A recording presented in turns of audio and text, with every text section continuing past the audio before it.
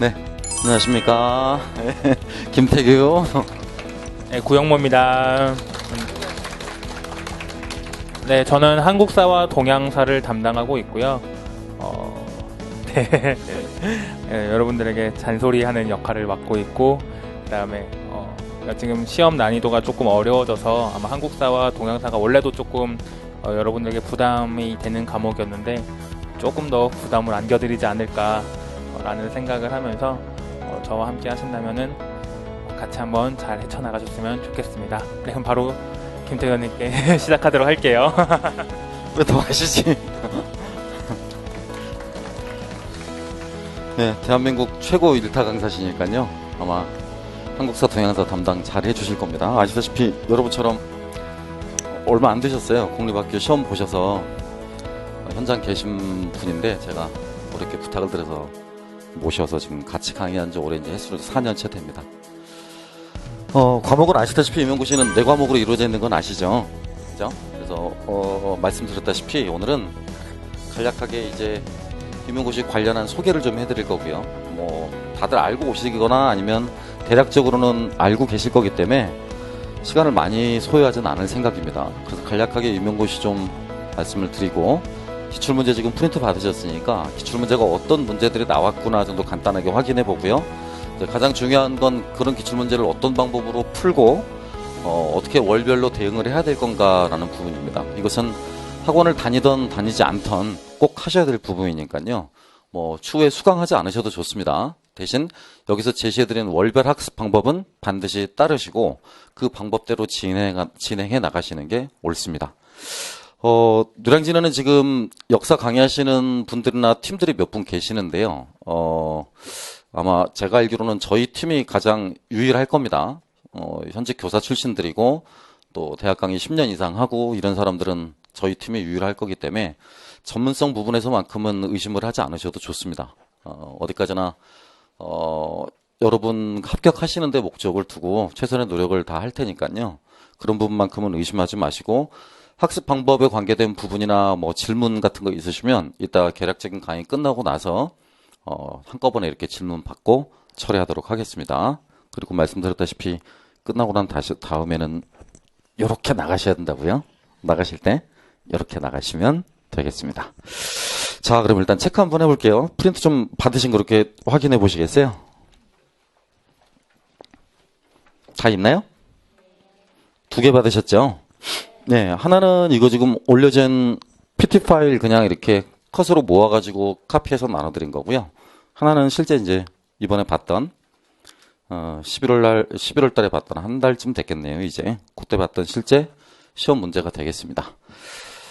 그 2가지 내용 보시면서 차근차근 말씀드릴게요. 긴장하지 마시고요. 마음 편히 이렇게 자세도 최대한 릴렉스하게 들으시면 되겠습니다. 말씀드렸듯이 오래 끌진 않겠습니다. 핵심적인 말만 필요한 말만 할게요. 대략 이런 순서대로 말씀을 드릴 거예요. 2021학년, 그러니까 학년이라는 표현은 여러분이 이제 당해년도 표현을 말하는 게 아니라 여러분 발령학년을 말을 하는 것이니까요. 올해 시험에 이제 여러분이 내년 시험에 이제 합격을 하시게 되면 발령 연도가 이제 그렇게 2021학년도 이렇게 되겠죠. 그러니까 이제 실제로는 연도로는 2020학년도다라고 생각하시면 되겠습니다. 간단하게 그 말씀을 좀 드릴 거고요. 거기에 맞춰서 학원 수업은 어떻게 진행될 것이고 또 학원 수업을 들으시건 듣지 않으시건 어떤 식으로 학습 전략을 세우셔야 되는지에 대한 간단한 안내 말씀을 좀 드리도록 하겠습니다. 또 학원 다니실지도 모르는 분들을 위해서 연간 학원의 실라버스를 분기별로 말씀드릴 것이고 5개 프로그램이 있는데요. 그 5개 프로그램을 1년짜리 교육 프로그램으로 전환해서 풀코스로 말씀드리도록 하겠습니다. 맨 마지막 부분은 기출문제 보면서 어떤 식으로 푸는 것이고 특성은 어떠하며 이런 문제들을 풀기 위해서는 어떤 서적들을 집중적으로 봐야 된다라는 이야기까지 마무리 짓는 걸로 하겠습니다. 자, 첫 번째 보시면 최근에 나와 있는 임용고시의 출제 경향입니다. 그리고 아울러서 더불어서 2020학년도에 임용고시 문화는 어떻게 변화가 됐는가라는 부분 안내를 해드릴 거고요. 세 번째는 이제 그렇게 변화된 문항들에 대해서 우리가 어떤 식으로 대응을 해야 되겠는가. 대응이란 2가지로 나눠볼 수 있는데요. 시험 이전 상황과 시험 당일 상황으로 나눠볼 수 있겠습니다. 시험 이전 상황이라고 한다면 시험 준비 과정에서 나타나는 월별 계획을 말을 하는 것이고요. 시험 당일날 상황이다라고 한다면 올해 지금 시험 응시하셨던 분들처럼 시험 문제 스타일이 전면적으로 변화될 수 있다는 겁니다. 이미 10월 달부터 저희 학원에서는 시험 문제 스타일이 바뀌어질 수 있다는 점을 수차례 강조를 해왔었고, 거기에 따라서 지문이 길어질 수 있다라고 해서 학원에서 보는 모의고사 문항들도 역사교육이나 서양사 섹션 같은 경우는 실제 시험 문제처럼 한 바닥에 한 문제만 집어넣습니다. 그렇게 지문이 굉장히 길었었고, 지문을 독해해 나가는 능력, 그래서 통상 학생들이 우스갯소리로 뭐라고 그랬냐면 이게 언어 능력 시험인지 임용고시 문항인지 모르겠다라는 말들을 굉장히 많이 하셨어요. 그러니까 정해진 시간이나 주어진 시간 안에 문항을 이해하고 어떻게 문항을 풀어나가는지, 줄여서 문항 독해력이나 문해력을 갖추지 못하게 되면 해당 주어진 시간 내에 문제를 다 풀지 못한다는 강한 특징이 반영된 시험이 해당 연도 시험이 되겠습니다. 그래서 아마 이런 출제 경향성은 내년에도 그대로 이어질 것으로 보이니까요. 그런 부분들은 감안하시고 대응하시는 게 좋을 것 같습니다. 자, 지금까지 한 말 가운데서 한 가지는 기억하고 가십니다. 뭐가 길어질 수 있다고요? 시험 지문이 길어질 수 있다고요. B4 사이즈로 된 한 문항에 한 면에 2개의 문제가 배치되는데 많아봤자 3개일 거다. 고로 지문이 굉장히 길다라는 것을 의미하는 것이고, 지문이 길어지기 때문에 내가 시험 당일날 어떻게 시간 관리를 하느냐라는 것도 굉장히 중요한 부분이 되겠습니다. 아시겠죠? 그 다음 선생님을 위한 시리즈. 저희 지금 이제 교재가 전면 개정이 됐는데요. 내용량의 이제 퍼센티지로 친다라면 70% 정도는 그대로 유지가 됐어요. 그런데 이제 30% 정도는 내용을 전부 다 바꿀 수밖에 없는 상황이 왔습니다. 이유는 잘 아시겠지만 이제 개정교육 과정에 적용되는 시점이었기 때문에요. 변화된 15 개정 교육 과정에 따라서 한국사, 중학교 역사 교과서 내용을 대폭 첨가해야 돼서 구영모 선생님이 쓰신 동양사 같은 경우는 분량이 50페이지가량이 늘어났고요. 50페이지면 전체 분량의 약 4분의 1을 넘는 분량입니다. 그래서 어쩔 수 없이 기존의 강의를 들으셨던 분들이라도 새 책을 구비하시는 수밖에 없을 것 같습니다. 동양사 표지가 요랬었는데요. 작년 페이지 분량에 비해서 50여 페이지 이상 늘어났기 때문에 전면적으로 새 책을 이렇게 구입하셔서 좀 보셔야 되겠습니다. 아울러서 서양사 편도 가장 신경 썼던 부분은 이제 전년도 문항 출제 비중에 비추어 봤었을 때 시대별로 골고루 문항이 배치가 되질 않아요. 근데 우리가 흔히 시대별로 배치가 된다면 서양사 시기군법, 사시기군법에 따라서 고대사 하나, 중세사 하나, 근대사 하나, 현대사 하나 이런 식으로 배치되는 게 일반적이었는데 대부분 다 이 2가지의 주제가 정치사이거나 경제사인 경우가 많았어요. 시험 영역이. 근데 전년도 시험 같은 경우는 사회사 문항이나 문화사 문항의 배치가 굉장히 많이 늘었습니다. 그래서 그런 부분의 내용을 수정하지 않을 수가 없었어요. 그래서 여러분이 보고 계신 4권의 4종류의 기본적인 개론서와 그 다음에 약 16종의 부분적인 강론서 내용들을 반영을 해서 경제사라든가 문화사 섹션 내용 부분들을 상당 부분 바꿨습니다. 그리고 또 아울러서 편의를 도모하기 위해서 수험서 맨 뒷부분에다가 이렇게 서유럽의 왕위 계보표를 왕위 계승이 본격적으로 나타나기 시작했었던 샤를마니 왕조 시기부터 해서 현대 부분까지 이렇게 다 별도로 따로 정리를 했습니다. 그리고 매 챕터마다 시기별로 해당되는 부분 앞에 연표가 보기 좋게 정리가 돼 있을 것이고요. 연표 이외에도 관련 사료 탐구 또는 자료 탐구, 더 알아보기라는 이름으로 모든 책들을 단권화하려고 굉장히 많이 노력했습니다. 그래서 구쌤이랑 구선생님이랑 제가 쓴 모든 책들은 여러분이 보시게 되는 모든 수험서의 내용이 한 권으로 다 집약이 되어 있고 요약이 되어 있기 때문에 별도로 노트를 만들거나 정리하시면 안 됩니다. 안 될 뿐만 아니라 하셔봤자 내가 열심히 했는데 결국 이 책이네 라고 느끼실 거예요. 그러니까 시간 낭비하지 마시고 추후에 임용 공부하시게 될 때는 해당 서적들 내용에다가 빠진 내용을 부분적으로 첨가하는 것 정도, 그 정도면 충분할 것 같습니다. 팁을 드리자면 포스트잇을 활용하게 되면 지저분해지니까요. 일부러 저희가 책 쓰거나 편집할 때 부분적으로 쓸 수 있거나 첨가할 수 있게 공간 배치를 좀 해놨어요. 그러니까 그런 부분에다가 조그만 사인펜이나 조그만 빨간 펜들 이런 것들을 활용하셔서 군데군데 보충만 하시면 됩니다. 강의 들으시거나 공부하시면 아시겠지만 새롭게 한 장, A4 한 장 정도를 추가해서 여기다 붙여야 될 만큼 그렇게 허술한 책은 아닙니다. 아마 붙여봤자 포스트잇 한두 장 정도로 끝나게 될 테니까요. 많이 추가하실 내용은 없을 거예요. 고로 복잡하게 여러 권들 책 보지 마시고 해당되는 서적들 4권을 집중적으로 반복해서 보시는 것이 현명하리라 봅니다. 아울러 이제 맨 마지막은 저희 카페가 있고요. 또 인스타도 있으니까요. 그 주소 나중에 좀 가르쳐 드리는 걸로 가름하겠습니다. 자, 하나하나씩 봐보겠습니다. 이번 임용고시에 나타난 가장 큰 변화다라고 볼 수 있습니다. 그냥 저 혼자 말하면 지루하니까 이 부분만 우리 같이 한번 읽어볼까요? 시작. 지문 길이의 증가. 그렇습니다. 두 번째, 기입형 문항, 영역별로 한 문항씩. 우리 기입형 문항이 4개입니다. 4개. 그러니까 한국사 하나, 동양사 하나, 서양사 하나, 역사교육 하나 이렇게 나오는데요. 결론부터 말씀드리면 여기서 틀리면 가능성이 없어요. 이 4문항에서 틀리면 가능성이 없어진다고요. 쉽게 말해 변별도가 높다, 낮다? 낮다. 그러니까 누구나 다 기본 점수를 보장해 주기 위해서 묻는 문항들이기 때문에 저런 문항들에서 틀려서는 안 된다라는 걸 의미합니다. 각 영역별로 하나씩밖에 내지를 않기 때문에요. 난이도가 굉장히 높을 거다라고 착각들을 하시는데 그렇지는 않습니다. 실제로 난이도는 좀 낮은 편이니까요. 변별력을 높이기 위한 문항이 아니라는 점을 유념하시기 바랍니다. 그래서 지나치게 괄호 안에 들어갈 용어들, 괄호 안에 들어갈 표현들과 같은 이른바 완성형 문항들에 지나치게 스트레스를 안 받으셨으면 좋겠어요. 실제로 시험을 합격하시고 싶으시다면 이 부분을 잘하는 걸로는 전혀 의미가 없습니다. 저 부분은 기본으로 깔고 가는 거지 변별을 나타내는 부분은 아니기 때문입니다. 세 번째, 전면적인 난이도가 상승했다라는 거죠. 난이도가 상승했다라고 하는 부분은 이따 구형모집할 때 한국사, 동양사 부분은 따로 한번 들어보도록 하시고요. 제가 담당하고 있는 역사교육이나 서양사 같은 경우는 크게 3가지 경향성을 띱니다. 한 가지, 역사교육에서 사례 문제가 대폭 증가했다. 좀 오버해서 말을 하면 거의 전 영역이 사례 문제다라고 생각하셔도 돼요. 거의 전 영역이 사례 문제다. 그러면 여러분이 아무리 많이 그 기본 개론서나 이론서들을 읽어보신다고 하더라도 실제 답을 쓰고 났을 때 뒤가 계속 미적지근해요. 출전이 없기 때문에 곧 답안의 근거가 명증하지 않기 때문에 나는 이렇게 답을 썼는데 이게 몇 점이나 받을까라고 끝까지 고민해야 되는 과목이고요. 안타깝게도 임용고시 4과목 가운데서 학생들이 가장 어려워하는 과목이기도 합니다. 역사교육론이라는 과목 자체를요. 그래서 보시다시피 이렇게 많으신 분들이 오세요. 그 과목 때문에. 제가 저기 출강을 나갔던 수도권 소재 8개 대학들에서는요. 역사교육 과목이 배치가 돼서 정교수분들, 그러니까 전임 강사 이상분들이 배치된 학교는 3군데밖에 없습니다. 나머지 학교들은 대부분 다 겹치기로 가르치시거든. 한국사 전공자분이 가르치시거나 서양사 전공자분이 가르치시거나 아니면 현재 교사애들 데려다가 강의하거나 뭐 이런 패턴들이 일반적이에요. 그러다 보니까 전문적으로 역사교육을 강의하실 수 있는 사람의 풀이 굉장히 제한적입니다. 아마 그래서 제가 출강을 나갔었을 때 그 강의를 들었던 학생들이 그때 기억을 떠올리고 학원을 많이 찾아주시는 것 같아요.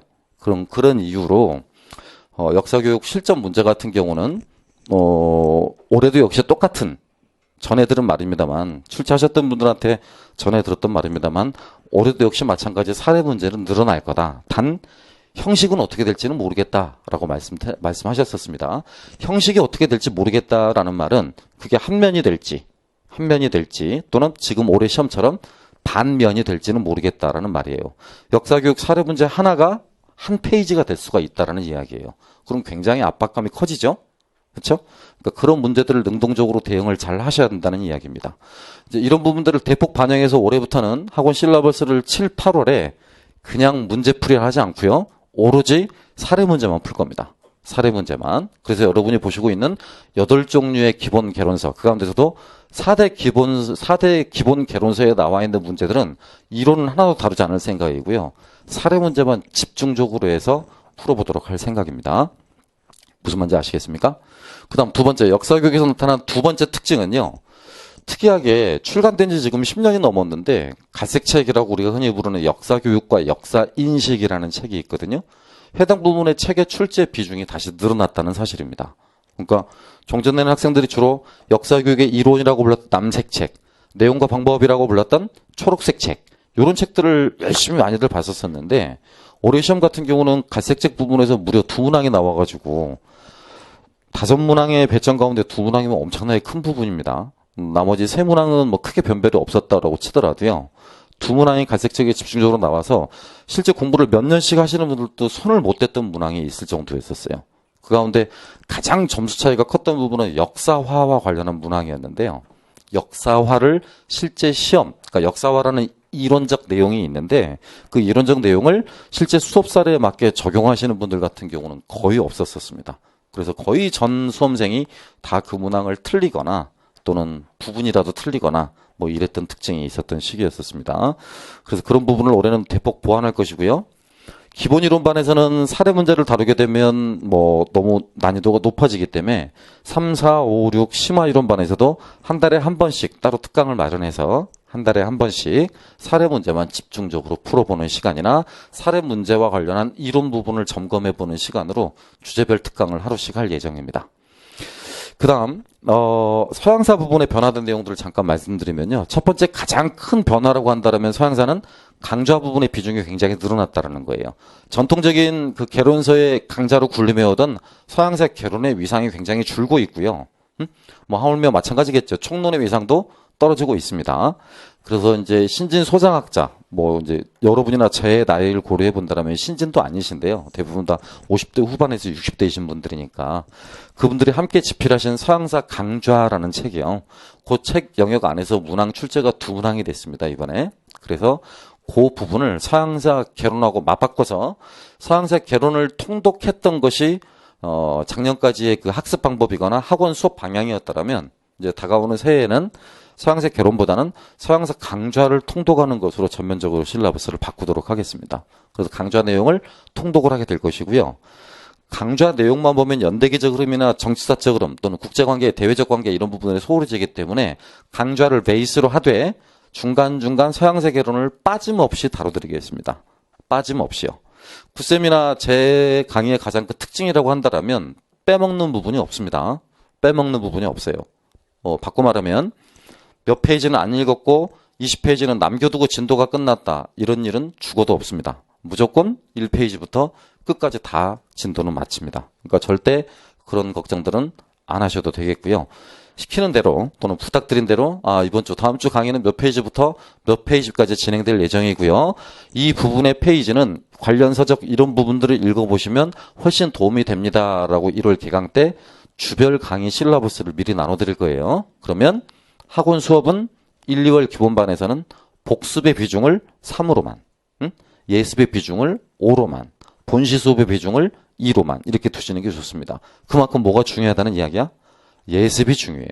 기본 이론반에서는 뭐가 중요하다?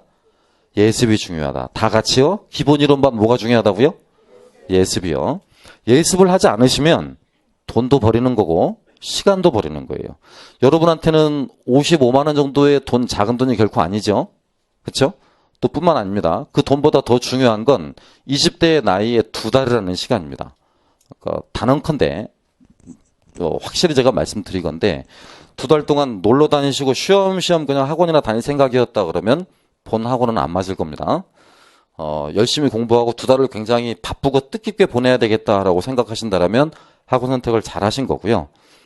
난 노량진 구경도 좀 하고 여유 있으니까 집도 여유 있으니까 뭐 주위에 초수만에 붙은 사람도 없고 삼수나 사수까지 생각하고 있다 이런 마인드시라면 다른 학원 다니다 오셔도 돼요. 근데 올해 안에 나는 무조건 붙어야 된다. 나는 절박하다. 나는 집안 사정도 좋지 않다. 그러시다라면 1, 2월 달 평균 하루 학습량이 12시간은 되셔야 돼요. 몇 시간 돼야 된다고요? 12시간이요. 12시간. 12시간이요. 그렇게 하지 않으시면 붙기 어렵습니다. 합격하기 어려워요. 특히 4학년들 같은 경우는 그만큼 시간을 확보하지 못하면 2월 말부터 이제 개강 준비하시고 수강 신청 다 완료해 놓은 상태에서 변경하고 이러잖아요. 그죠? 마음의 여유가 있어요, 없어요? 또 4월이나 5월에 실습 나가죠. 그쵸? 그러니까 1, 2월 달에 3, 4, 5, 6월 달 공부의 30%량을 끌어온다라고 생각하셔야 돼요. 알겠습니까? 그러니까 원래 정상적인 임용고시 수험생이라면 하루 8시간 정도 공부하시는 게 맞는데요. 4학년은 그러시면 안 된다고요. 4학년은 반드시 1, 2월 달에 12시간 정도씩 공부하셔야 돼요. 그리고 토요일, 일요일 가운데 하루만 쉬시고. 일주일에 6일을 12시간, 그리고 하루만 쉬시는 걸로요. 이건 법칙입니다. 내가 머리가 좋다? 나는 좋은 학교를 나왔다? 임용고시하고는 아무 상관없어요. 나는 좀 지방에 있는 안 좋은 학교를 나왔다? 중고등학교 공부를 못했다? 아무 상관없어요. 아무 상관없다고요. 지금 이 순간 이후부터는 누가 엉덩이로 공부를 많이 하느냐에 달려 있습니다. 공부는 머리로 하는 게 아닙니다. 뭘로 하는 거고요? 엉덩이로 하는 겁니다. 엉덩이. 내 인내심으로 공부하는 것이지 내 배경 지식이나 내 학력으로 공부하는 게 아니라는 이야기예요. 반드시 잘 유념해서 들으시고 4학년들 같은 경우는 1, 2월 달에 꼭 가급적이면 일주일 하루 정도 쉬시고 나머지 날짜는 12시간 정도씩 이렇게 공부하시는 게 좋겠습니다. 알겠습니까? 알겠습니까? 제가 이렇게 말하면 실제로 12시간 할까요? 8시간 정도 할까요? 8시간 정도 합니다. 그걸 바라고 제가 12시간 해라라고 말을 하는 것이겠죠? 제가 여기서 앞에 서서 8시간씩 하시면 됩니다. 그럼 몇 시간 할까요? 4시간 합니다. 4시간 해요. 그래서 그러는 거니까요. 프레셔를 받지 마시고 너무 심한 압박감을 받지 마시고 솔직히 뭐 임용고시 공부하실 거면 쉽지 않다라는 건 알고 오셨을 테고 또 기본적으로 그래 하루 그래도 6, 7시간 정도는 해 양심적이지 라는 생각은 있었겠지. 정말 그만큼도 생각이 없었다면 양심도 없는 사람이고 양심들은 있죠? 그죠? 저도 만약에 제 딸이 학교 공부한다라고 치는데 공부를 하루에 4시간씩 한다고 그러면 속상할 것 같아요. 앞에서 대놓고 말은 안 하겠지만 뒤돌아서서 참 아쉽다. 조금만 좀 더 해주지. 이런 말 하겠죠. 부모도 사람이에요. 에? 부모가 때때로는 신이지만 신이 되어주기도 하지만 부모 역시 힘들 때가 있어요. 근데 그 힘든 시기 앞으로 이제 여러분이 공부하시는 1년 동안 시기 부모님들도 여러분 눈치 많이 볼 거거든요. 공부 잘 되니? 라고 말 한마디 물어볼 때도 여러 번 생각해서 물어보시는 걸 거고요. 더 나아가서 시험 임박했을 때 올해 될 것 같아? 이런 말도 쉽게 하시는 부모님은 한 분도 안 계세요. 여러분이 너무 부모님들한테 익숙해져 있기 때문에 또 받는 거에 너무 숙달되어지신 분들이기 때문에 엄마하고 맨날 싸우고 이러는 거 저도 잘 압니다. 그렇지만 저처럼 부모님 돌아가시고 나게 되면 무덤 앞에서 피눈물을 흘리게 됩니다. 절대 그런 바보 같은 어리석은 행동들은 하지 않으셔야 돼요. 초딩이나 중딩이 아니죠. 그죠? 또 여러분이 가시게 될 길이 무슨 길입니까? 학교에서는 여러분이 부모 아닙니까?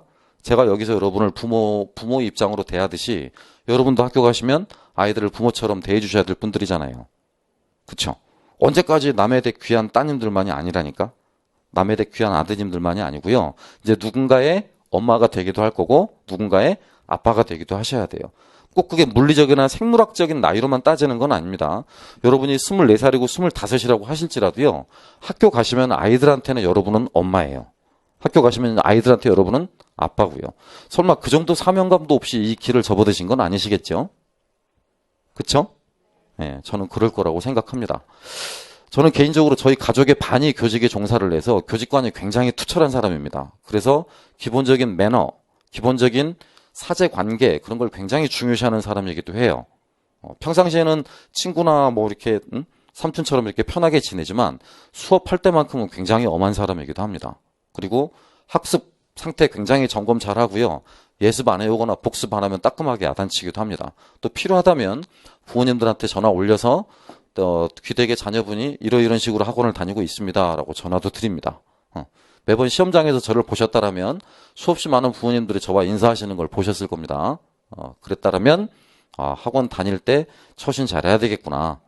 내 본분의 역할을 잘 해야 되겠구나. 라는 점을 잊지 않으셨으면 좋겠습니다. 여러분 중딩, 고딩과 같은 그런 입시학원, 보습학원이 아니에요. 이것은. 알겠습니까? 한 가지 더 부탁드리면 내 돈 내고 내가 듣는다. 안 들어도 좋습니다. 저는 오라고 한 적 없으니까요. 아시겠습니까? 여러분이 원해서 오신 거고 여러분이 공부하시려고 오신 거죠. 그렇죠? 그러니까 저는 여러분을 공부시켜야 될 의무가 있는 사람이고요. 그런 관점에서 학원생활 20년 동안 저는 한 번도 저를 학원 강사라고 생각해 본 적은 없어요. 딱 고3 담임으로 20년을 살았습니다. 고3 담임이에요.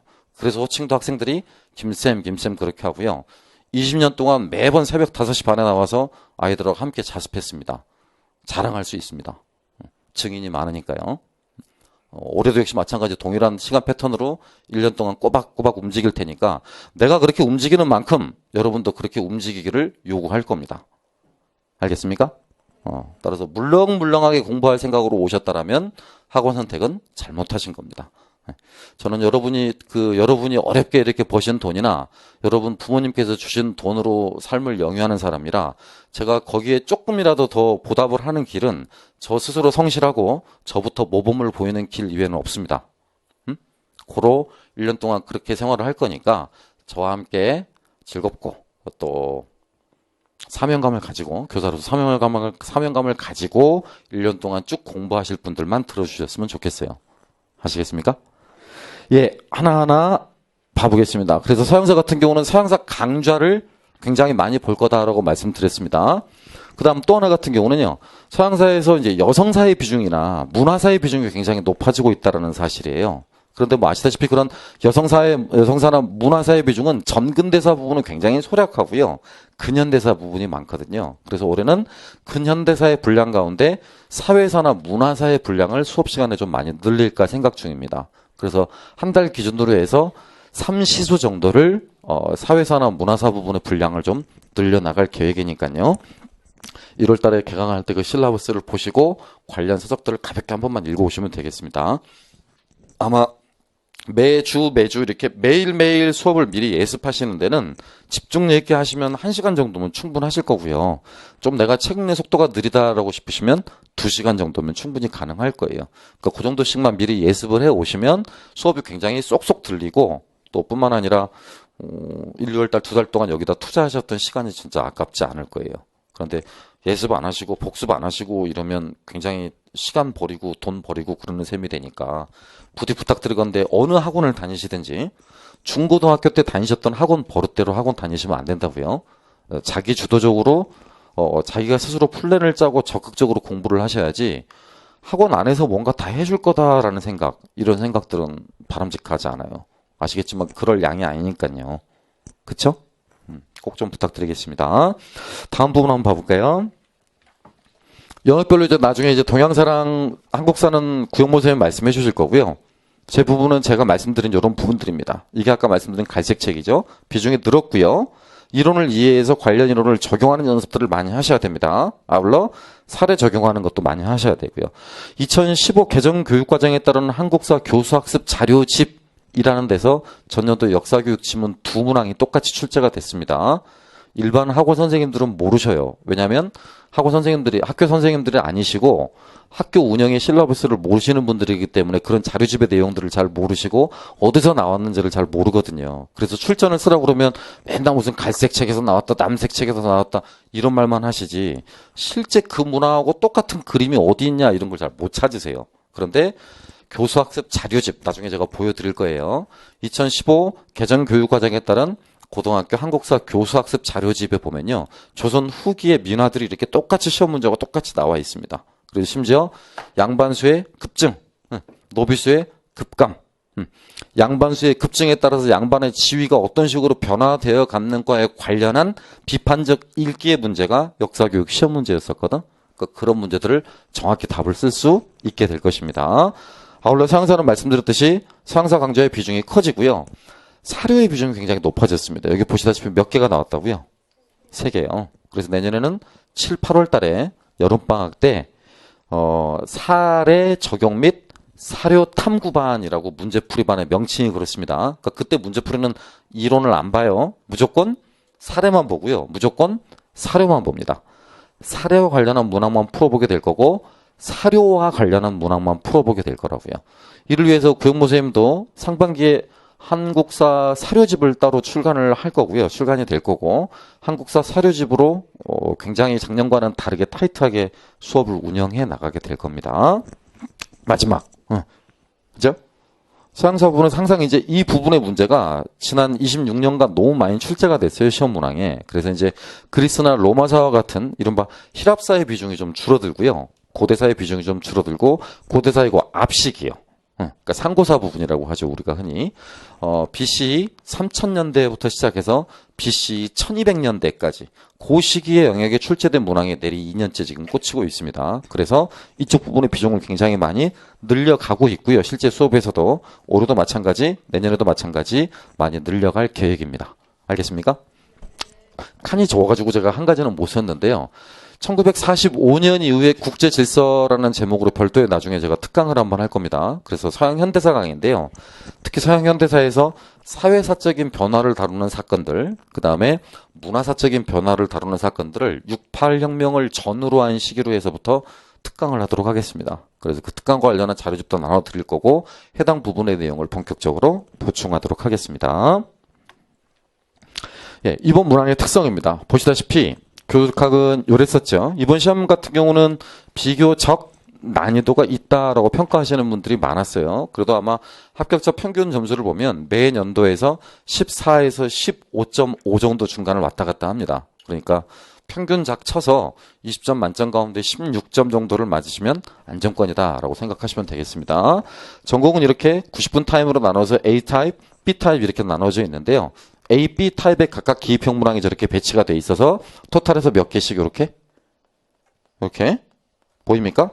문항별로 배치가 되어 있습니다. 이따 직접 사례 문항 보시고 그때 한번 다시 보도록 하겠습니다. 크게 중요한 내용은 아니니까요. 자, 이제 학원을 다니건 안 다니건 꼭 이렇게 하셔야 된다는 이야기예요. 또 한번 말씀드립니다. 학원을 다니건 다니지 않건 올해 학습 방법에서 가장 크게 변화될 부분은 일단 역사교육학 같은 경우는 이 부분을 빠뜨리지 않고 다 읽는 것이 중요하겠고요. 갈색책입니다. 역사교육과 역사인식이라는 부분을 가급적이면 빠뜨리지 않고 다 읽으시는 게 중요하겠고요. 3월부터 6월까지는 그래도 이론을 많이 공부를 하셔야 돼요. 그러니까 바꿔 말하면 사례 문제만 나온다라고 해서 그것이 내년에도 그대로 적용되지는 않아요. 20년 동안의 패턴을, 임용고시 패턴을 이렇게 분석을 해보면요.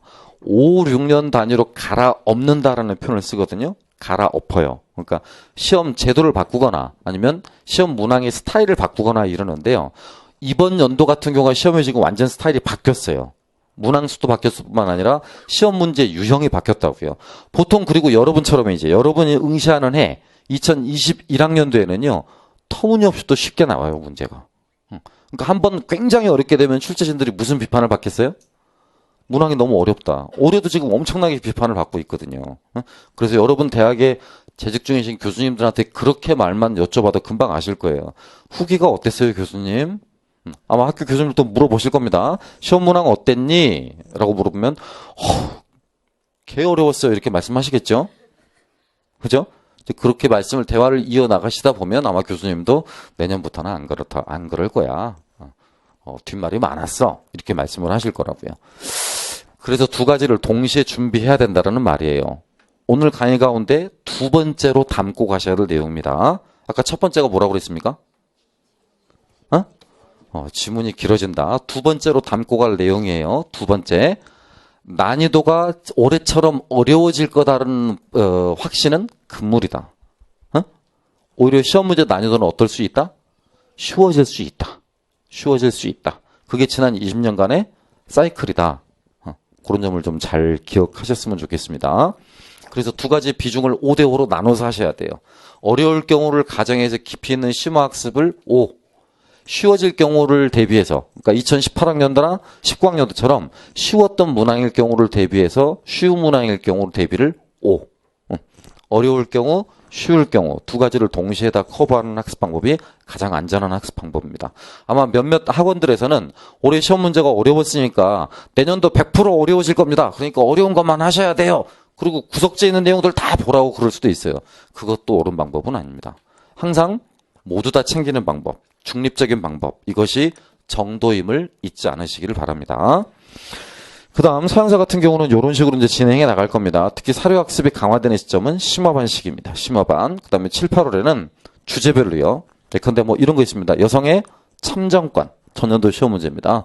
요거 주제를 잡아서 참정권의 역사가 어떻게 변화, 발전되어 왔는가를 다룰 것이고요. 전년도 시험 문제입니다. 유태인 박해의 역사가 어떻게 변화되어 왔는가. 그 주디씨는 어디서부터 비롯되었고 현재 어떤 길을 걸어가고 있는가와 연관한 부분들 주제를 다뤄서 집중적으로 찍어보는 수업이 되겠습니다. 시험 예상 문제를 찍어보는 수업이 되겠습니다. 7, 8월에 진행할 예정입니다. 예, 개정된 내용은 아까 말씀드렸듯이 이렇게 표지만 전부 다 지금 바뀐 게 아니라 내용도 대폭 바뀌었는데요. 바뀐 내용들을 간략하게만 써놨습니다. 이렇게 한국사 교과서 바뀐 내용의 퍼센티지가 꽤 됩니다. 30%가량 바뀌었고요. 역사교육은 아예 새 책 내용이 뒤에 들어가 있습니다. 새롭게 출간된 내용이 완전히 한 챕터로 들어가 있어서요. 분량이 그게 한 45쪽 정도 이렇게 지금 또 늘었습니다. 그리고 갈색책 비중이 늘어나서 갈색책 도표 처리를 굉장히 많이 했고요. 갈색책에 들어와 있는 말, 아까 말한 역사교육과 역사인식 안에 들어와 있는 표현들을 많이 가다듬었습니다. 그래서 뺄 거 좀 빼고 새롭게 추가할 부분 추가하고 그래서 기존의 책하고 대폭 바뀐 내용이다라고 볼 수 있겠습니다. 기타 뭐 파란 책, 남색 책, 녹색 책 이런 내용들은 텍스트로 되어 있는 걸 그림으로 전환하거나 텍스트로 되어 있는 걸 표로 전환하거나 하는 작업들을 좀 해서 전체 텍스트량 가운데 약 25% 정도 뒤바뀌었다라고 생각하시면 되겠습니다. 서양사는 지도가 굉장히 많이 추가가 됐고요. 사료 추가됐습니다. 더 알아보기도 많이 추가됐고요. 왕위 계보표 따로 첨가했고요. 전년도 수험서의 서양 중세사 부분에 연표가 한 30장 정도가 빠져 있었거든요. 그래서 30장 정도의 연표를 새롭게 추가해서 전체적인 분량이 600페이지가 넘어갔습니다. 그래서 굉장히 범위가 넓어요. 단 그 가운데 연표나 개관, 안내 이런 부분, 곧 시험 문제와 직결되진 않지만 봤을 때 전체적인 이해를 도모할 수 있는 부분이 150페이지가 넘기 때문에 실제 텍스트의 분량은 400페이지 정도 됩니다. 그러니까 제일 분량이 많은 건 한국사고, 그 다음이 서양사고, 그 다음이 역사교육이고, 그 다음이 동양사고. 책 분량으로 보면 그렇습니다. 아시겠습니까? 예. 표지는 이렇게 생겼습니다. 구경들만 하시라고 이렇게 좀 간단하게만 써왔고요. 예, 이제 8분만 더 하고 잠깐 쉬겠습니다. 카페 주소는 이렇습니다. 학원 수강생들에 한해서입니다. 인원이 많기 때문에요. 자꾸 비교하시면 안 될 게 뭐냐면 이 카페는 직접 구영모 쌤하고 저만 글을 씁니다. 답글도 다 저희가 달고요. 보통 타 학원들은 수강생 가운데 조교들을 이렇게 꼽아서 조교들이 관리하는 경우가 많은데요. 저희는 모든 인터넷 매체들은 구쌤과 제가 둘이 감당합니다. 젊으니까 가능하겠죠? 그죠? 블로그도 있고요. 블로그는 가끔 외부의 업체에 맡기기도 합니다. 하지만 카페나 인스타는 구쌤하고 제가 그냥 곧바로 담당을 하고 있으니까요. 뭐 DM을 보내셔도 상관없고 인스타에 댓글 남기시거나 카페에 문의사항 남기셔도 괜찮습니다. 주소 한번 확인해 보시고요. 추후에 이제 개강할 때 기본적인 뭐 전화번호나 연락 방법 이런 것들은 그때 알려드리도록 하겠습니다. 1년 동안 공부하실 내용 가운데 핵심만 꼽아서 이해하면 이런 방법입니다. 알겠습니까? 이전과 달라진 게 뭐냐? 요거죠, 요거. 이런 부분이 많아져야 되겠다. 사례와 사료를 다루는 능력이 뛰어나야 되겠다. 그리고 이제 이런 부분들을 만약에 문제풀이를 하고 학원에서 짧게나마 그렇게 쪽지시면에 형성평가 같은 걸 보잖아요. 그러면 이제 올해 저 같은 경우는 이렇게 좀 해드릴 생각이에요. 채점을 좀 매드릴 생각이에요. 그래서 상담을 좀 할 거고요. 1대1로 상담을 할 거고. 저는 이런 과정을 굉장히 막 거창한 과정이라고 착각하시면 안 돼요. 어떤 분위기인지 대략 묘사해드리면 어려웠어? 힘들었어? 이거 어떻게 가자 선생님이 커피 사줄게. 힘든 거 한번 얘기해보자. 이건 이렇게 풀고 이건 이렇게 풀고 남은 기간 요 부분만 좀 보완해보면 어떨까? 아 쌤 짜증나요. 굳이 이런 분위기예요. 아시겠습니까? 그러니까 딱딱하게 생각하시면 안 되고요. 그냥 자연스럽게 진짜 고3 담임쌤하고 얘기하듯이 편하게 그렇게 얘기하시면 되겠습니다. 전 영역 다 관련한 부분이고요. 아직 픽스되지는 않았습니다만 원래 저희가 2개월에 한 번씩 총괄평가를 보거든요. 2개월에 한 번씩. 그러니까 학습한 전 영역에 대해서 모의고사를 봐요. 그리고 물론 모의고사에 대한 강화도 있습니다. 올해는 그 강화를 오픈을 해놓고 하겠습니다. 그러니까 바꿔 말하면 뭐 서열을 매겨서요. 점수를 매겨서요. 1등부터 10등까지는 학원비 전액 무료. 20등부터 30등까지는 50% 무료. 이렇게 해서 오픈해서 성적 처리하고 거기에 따라서 균등하게 수강료 할인 혜택을 드리도록 하겠습니다. 다음입니다. 연간 학원 수업 계획이요. 요것만 말씀드리고 저는 이제 물러나겠습니다. 연간 학원 수업 계획은 아까도 말씀드렸지만 크게 5단계로 구성되어 있습니다. 먼저 첫 번째가 이제 앞으로 여러분이 들으시게 될 기본 이론반입니다. 전체 역사 응시자가 3,600명에서 3,700명 정도 되는데요. 직강, 인강 포함해서 1,000명이 넘는 인원이 저 강의를 듣습니다. 직강, 인강 포함해서 1,000명이 넘는 인원이 저 강의를 들어요. 연인원으로 치면 1,400명가량이 강의를 듣습니다. 그래서 그만큼 수강률이 굉장히 높은 강의이기도 하고요. 강의의 질도 굉장히 높은 시기이기도 합니다. 가장 기초적이고 기본적인 내용부터 심화적인 내용까지 동시에 다룰 것이기 때문에 조금 강의가 버겁긴 할 겁니다만 아무튼 듣고 나면 이제 임용고시의 전체를 한번 봤다라는 만족감이 굉장히 큰 강의다라고 말씀드릴 수 있겠습니다. 요 시기는요, 4개월 동안 진행되는 강의인데, 개론서를 읽습니다. 직접 제가 읽어드립니다. 읽어드리고, 올해는 조금 바꿔서, 개론서 내용을 볼 때, 다시 한번 복습 차원에서 해당 교재를 활용해서 복습을 시켜드립니다. 예컨대, 오늘 첫 번째 시간에 제가 역사교육의 내용과 방법, 첫 번째 단원, 역사교육의 목적 부분을 했다. 그럼 다음 시간 시작될 때 아침에 30분 빨리 올 것을 제가 요구할 겁니다. 그 30분 동안 이 교재로 지난 시간 피드백을 해드립니다. 아시겠습니까? 혹시나 만약에 아침에 못 오시면 명단 받아서 제가 인터넷 강의 찍으니까요. 인강 못 들으신 분들 한해서 넣어드리도록 할 테니까 대기 모시거나 좀 몸이 피곤해서 못 나온 날 걱정하지 마시고 못 나오셔도 돼요. 단 넣어드리는 강의는 반드시 뭐 해야 돼? 넣어드리는 강의는 뭐 해야 되겠냐고. 그죠? 반드시 복습하셔야 돼요. 그렇지 않으시면 효과 없습니다. 학원 수업 효과가 없다고요. 성인고시학원의 모든 학원 수업은요. 정말로 예습 복습하지 않으시면 중고등학원과는 다르게 효과가 없어요. 그러니까 또 한 번 제가 간절하게 부탁드리는데 어느 학원을 다니시든 좋은데요. 내가 준비를 잘 해야 강의가 잘 들어옵니다. 아시겠습니까? 그래서 이때는 요 교재로 계속 반복해서 볼 거고요. 그동안 나왔던 기출문제 약 26개년간의 기출문제도 다 풀어드립니다. 그리고 정답은 복사해서 답안지 형태로 나눠드리고요. 올해 같은 경우는 제 교재만 있었습니다만 이제 여러분 들으실 내년부터는 굿쌤 교재도 있습니다. 이제 한국사와 동양사도 기출문제 분석 교재가 따로 있을 테니까요. 그 두 교재로 보시면 되겠습니다. 이렇게 출판사 두 교재는 출간하지 않습니다. 학원용 교재로 합니다. 이유는 딱 하나, 이렇게 하면 책값이 2배가 되고 학원용으로 하면 책값을 반으로 줄일 수 있습니다. 이유는 딱 그거 하나입니다. 그래서 보통 이런 책들이 2, 3만 원씩 하는데요. 학원용으로 제본을 하면 12,000원, 13,000원 정도면 가능하기 때문에 이때 진행되는 기출문제집은 무조건 학원 제본용으로 진행하도록 하겠습니다. 7, 8월 문제, 이게 이제 작년하고 대비해서 가장 크게 변화되는 강의다라고 볼 수 있겠는데요. 이런 문제만 다룰 겁니다. 이런 문제들만. 동서양사도 이런 주제별 학습을 하되 사료 연관한 부분만 다루게 될 겁니다. 9, 10, 11월 달, 요게 이제 두 번째로 작년하고 비해서 달라진 부분인데요. 학원에서 모의고사를 10회, 11회 이렇게 보다 보니까 시험을 2, 3주 앞둔 시점에 수강생들의 스트레스가 극에 달합니다. 정점에 달해요. 그래서 플러스 요인보다는 마이너스 요인이 훨씬 많다는 걸 깨달았습니다. 그래서 올해만큼은 9, 10월 달 이렇게 2달 동안만 영역별 문제풀이와 모의고사를 매 주별로 한 번씩 보고요. 11월 달은 찍기 특강만 하겠습니다. 찍기 특강. 핵심적으로 나올 수 있는 내용 요약해서 제시해드리고 해당 내용을 반복해서 공부하는 마무리 정리 시간으로만 잡겠습니다. 요 수업 주수가 2주입니다. 2주. 이 수업 주수가 8에서 9주고요. 토탈 합치면 10에서 11주 정도 수업이 진행되는데요. 모의고사는 8주에서 9주까지만 볼 겁니다. 아무튼 시험 직전에 2주는 뭐 할 거다? 마무리 특강, 찍기 특강만 할 거라고요.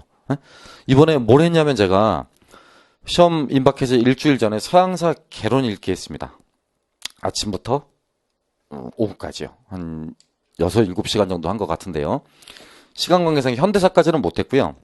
근대사까지는 했어요. 그때 선상문자 회의했습니다. 앞에 읽었던 부분이요. 그러니까 이렇게 막판에 한번 이렇게 총 정리하게 되면 거기서 시험 문제 나오는 경우가 왕왕 있어서 올해 같은 경우 11월 달에 2주는 반드시 마지막 정리, 내용 정리 시간을 갖도록 하겠습니다. 그 다음 지금 이제 진행되고 있는 거죠. 오늘 이제 여러분 특강 끝나고 나가시면 이제 이 자리에서 다시 할 거거든요. 이 차를 지금 정확히 418명이 수강 중입니다. 이 자리에서 2차 수업을요. 그래서 오늘이 마지막 종강날이었습니다. 시험이 끝난 그 주 토요일부터 지금까지 3주 동안 단 하루도 쉬지 않고 저를 비롯해서 모든 420명의 학생들이 스터디와 2차 준비에 매진해 왔습니다. 그 날이 오늘 종강날이고요. 이제 31일 날 1차 합격자 발표가 나게 되면 요 1월 21일과 22일이 2차 시험일인데요. 그 직전까지 10일 동안 또 2차 반이 한 번 더 있습니다. 그래서 그때는 1대1지도 합니다. 이제 저 혼자 옆에 교장 선생님, 옆에 현직 교사 한 분 이런 식으로 해서 앞에서 수업 실현하시고 면접하고 이러는 과정. 실제 시험 장소와 굉장히 흡사하게 구현을 해두고 해당되는 문제 패턴을 똑같이 풀어나가는 연습을 진행하시게 됩니다. 이상 5가지의 코스가 학원에서 진행되는 1년짜리 코스고요. 통상 중고등학교 입시학원이 아니기 때문에 뭐 2달 다니고 4달 다니고 이런 경우는 거의 없습니다. 통상 1, 2월 기본 이론반 들으시는 분들은 이때까지 항상 저희랑 같이 하고요. 1년 동안 쭉 같이 하기 때문에 1년 동안 생활하다 보면 이제 9, 10월 달 이렇게 오신 분들은 제가 못 외웠습니다만 기본 이론반부터 심화 이론반 이렇게 수강하신 분들은 이름 다 외우고요. 상담도 다 2-3번씩 정도는 하기 때문에 부모님 뭐 하시는지, 집안의 경제적 상황은 어떤지, 또 본인이 가장 어려워하는 부분은 어떤지, 애인이 있다면 애인과의 관계는 어떤지, 또 학교 안에서 받는 스트레스는 어떤 것인지 그런 이야기를 또 다 합니다. 상담 카드에 다 기록하고 작성해 놓고 있고요. 심지어는 본인들 성적까지도 다 입력해 놓고 있습니다. 그러니까 딱 학생부 쓰는, 생기부 쓰는 고3 담임이다 라고 생각하시는 게 가장 맞습니다. 제 강의는 여기까지입니다. 이제 조금 쉬었다가요. 두 번째 구영모 선생님 강의를 한번 들어보시고요. 그거 끝나고 나면 Q&A 시간 갖고 마지막 이렇게 나가시면 되겠습니다. 아시겠죠? 예, 감사합니다.